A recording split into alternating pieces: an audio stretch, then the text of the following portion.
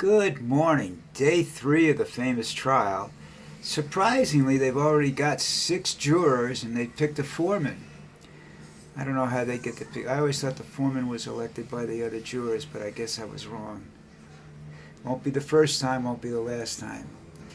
So what else is going on? He's stopping and howling, of course. I just saw an article where there are 2 Republicans now that want to remove Jordan as the House Speaker. Marjorie Taylor Greene and some other idiot. I saw a video. I don't know how old it was. Apparently it was a little old because I had to go looking for it. A young lady was standing up there and she was making a statement about the Republican Party. And I thought about it, and she's right. This is not the Republican Party that I knew when my father was a Republican, when he supported the party. This party doesn't resemble anything like that. It doesn't even resemble a political party right now. It resembles a mob in chaos.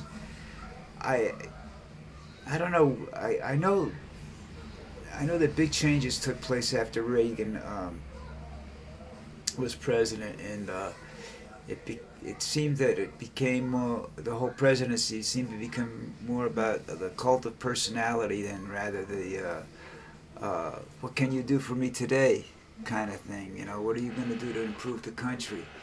The Republicans are a bunch of misfits right now. Even the older ones are just hanging on to try and get their pensions and get out with some money and whatnot. They're too old to do anything else, you know. It's like if you get elected president, that's basically your last job. You know, you just more or less do the banquet circuit for the rest of your life or something like that. You can't really, because of security concerns, you can't do anything else in government. I guess, I don't know whether that's true or not. They don't usually pick those ex-presidents to do anything except sit in a corner and hide. And everybody says, well, Trump didn't sit in a corner and hide. Trump's never really been president. You know, he's just been some dumb bastard that was sitting there for 4 years, yelling and screaming and ranting and raving and telling people to drink Clorox to get rid of COVID. People forget all that wacky stuff he did back then, and that he said was a good idea. You know, people forget him as easy as they remember him. It seems that, you know, it's basically what I see of Donald Trump is he's just a shield for the white supremacists, the anti-democratic people that are out there that want to see us go back to the 50s or even the 40s or 30s, even further than that, where women didn't have the right to vote, women didn't have the right to as much freedom to speak. You didn't have social media, so people couldn't actually get out there like me, doing what I'm doing right now, saying a bunch of stuff. You had to get it printed, and the papers actually did a lot of censoring that people don't realize. You know, there's a lot of stuff that never got out there. I'll give you a real example of something stupid, but when I was in 1964, I'm going to say this is, student outside of school, he got shot and ended up in a wheelchair. During the school year, he walked into the basketball arena and shot and killed the guy that shot him. Okay, inside the school, during a school event, all right, hundreds of people there. Not hundreds, but a couple hundred people. I guess there's 200 or 300 people easily saw this. But a shotgun now, you know, this is back when you're not supposed to, the gun laws were tougher. Well, gun laws weren't tougher, they were a lot looser. You just walked into Sears and bought a shotgun, you just had to be a certain, I think it was 16. But anyhow, that never saw the light of day. in the newspapers, in the local papers, or anywhere else. That never appeared anywhere else. 1964. I knew about it because my mom knew about it because she worked for City Hall and she told me about it. If she had said anything about it, I never would have really known about it because it just didn't make the news. Nobody knew about it unless they were there. And people didn't talk about stuff like that back then. You know, if they did, they talked in their own neighborhoods. The newspapers weren't going to print this story. All right? You know, anything that happened inside the school was not really spectacular news, so they weren't going to do it. But today's market, if that had done it, that it would have been on every national television show. There would have been protests. There would have been people clamoring for changes in the gun laws. All of that stuff, because of social media, because of the larger news coverage that's available. You know, and they pay for these stuff.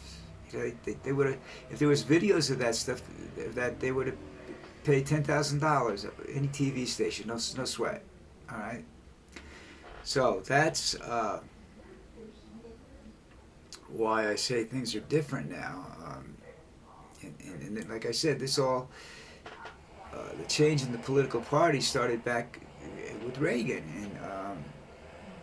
and it became the cult of personality, and he destroyed. He hit the effect of Reagan's presidency hasn't completely been felt yet. As the if and when Social Security fails, it's going to be Reagan's fault and the Republicans' fault. But that's when they were still a political party instead of a bunch of idiots running around with their heads, you know, like chickens with their heads cut off, trying to do this. I still can't believe Marjorie Taylor Greene got elected by American citizens. Okay. Spectacular failure on the part of the democratic system where that's concerned. Now, if you get back to where Trump is, okay, Trump is being charged with I'm not sure the exact nature of the terminology for the charge, but he's covering up the bribe schemes and everything, and that he did to cover up the fact that he was banging Stormy Daniels, a porn star. If I was her, I never would have admitted the fact that I'd been in bed with that fat slob. But, you know, 20 minutes of fame, or 15 minutes, anyhow. I personally think that questions that should be asked in the documents cases are, what was his intention in bringing those? This goes for all presidents. Now, this is not strictly a Trump thing. What is the intention of being out of office and maintaining possession of top secret documents? Unless you're going to write a book, or unless you're going to sell them, you know, or use them for some other purposes. You know, I mean, you can't put them on your wall. You're not supposed to have them. You know, it says top secret on it. Now, not sure what those documents contain because I don't think anybody's ever said. If they have, I just never saw it. I just, you know, never paid any attention to the articles about it. But now I'm beginning to think about this more and more, and I said that the potential for Trump to be charged in that document thing, and the potential is there for Biden because he supposedly had some documents as well, is treason. The potential for him to commit a treasonous act. Because I tell you what, if they hadn't found them, and he loses this election, he'd be selling them on a street corner. You know, trying to use them to get an island or to get into Russia or someplace like that so he can hide out, you know? Because he doesn't know anything secret. I mean, he can say whatever he wants, but he's the guy that wouldn't read the National Security Council briefings every day. He had somebody else read them and then tell him about it, you know. This is what I read this was all in all the newspapers and was on television, you know. He doesn't read the stuff, you know. He has other people read it and tell him what it's about. He can read. I'm not saying he's that stupid. Well, at least I think he can read. But